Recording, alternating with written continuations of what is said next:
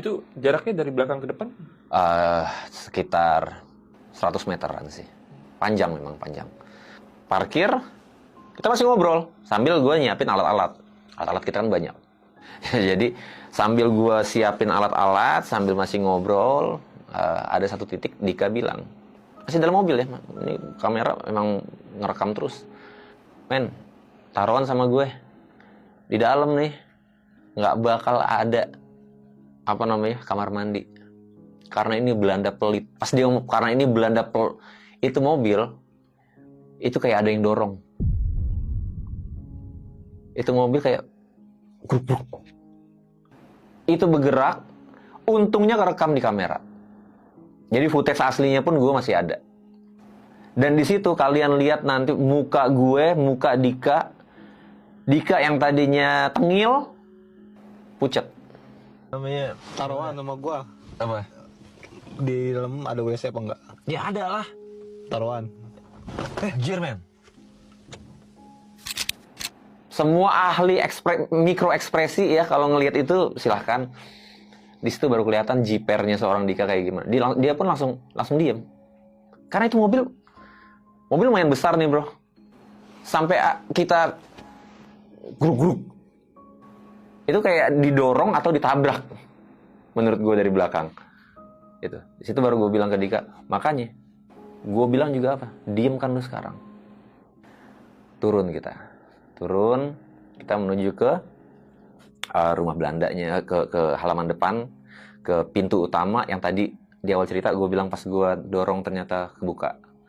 Pada saat gue masuk ke terasnya, perhatian gue itu ada prasasti di sebelah kanan rumah bro.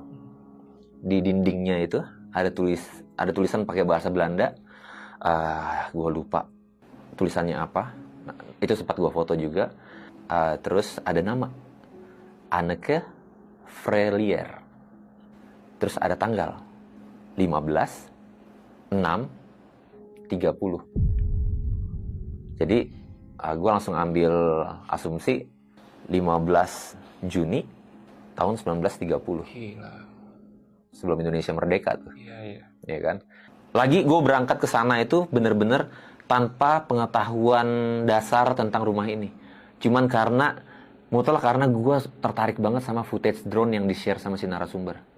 Jadi seharian itu pun gue nggak cari tahu tentang apa yang terjadi sama rumah ini kenapa. Anneke Frelier aja baru gue baca di tempat itu. Gue masuk ke rumah ini, jadi rumahnya itu kalau mau digambarin, rumah ini kayak, dia satu rumah ya bro.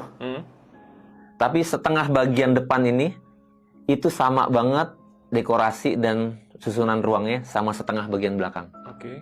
Jadi kalau misalnya di tengah itu ada ada pembakaran api unggun, ruang tamu gitu loh kalau zaman Belanda untuk menghangat gitu betul. Ya? Nah itu di sisi depan ada, di belakangnya pun ada. Jadi dia rumah itu gue bilang sih rumah setengah. Kayak yang di bagian depan ini ada kamar di bagian depan, kamar di bagian tengah. Di sebelah kirinya ada kamar bagian depan dan kamar bagian tengah. Kamar bagian tengah ini menyambungkan ke kamar belakang sebelah kanan dan kamar belakang sebelah kiri maksud gue. Nah itu sama, sejajar, semua sejajar. Bedanya kalau yang di bagian belakang ada lorong khusus yang menuju ke toilet. Yang di luar. Ya. Kalau kita mau explore, kita mau investigasi, gue pikir ya udahlah kita yang counter clockwise aja lah. Dari kanan nyisir, baru nanti ketemu lagi di titik akhir, gitu kan. Kayak yang gue bilang di awal, kita investigasinya itu menggunakan alat. Satu hal yang pasti kita pakai dulu itu adalah ghost detector. Ghost detector ini banyak banget jenisnya bro. Kalau misalnya orang Indonesia sekarang, mungkin familiarnya sama K2, K2 meter, EMF tester, electromagnetic field tester. Jadi alat ini adalah 1000 umatnya ghost hunter. Jadi lu belum ghost hunter kalau lu belum punya alat yang paling jadul ini. Jadi gue punya dari yang paling jadul sampai yang paling modern. Yang paling modern itu tri-field meter. Tri-field meter ini sensornya lebih kuat dan lebih banyak. Sekali lagi ini kalau misalnya disclaimer dulu, kalau misalnya lu tanya ke paranormal manapun, makhluk halus itu, entitas ini bentuknya itu energi.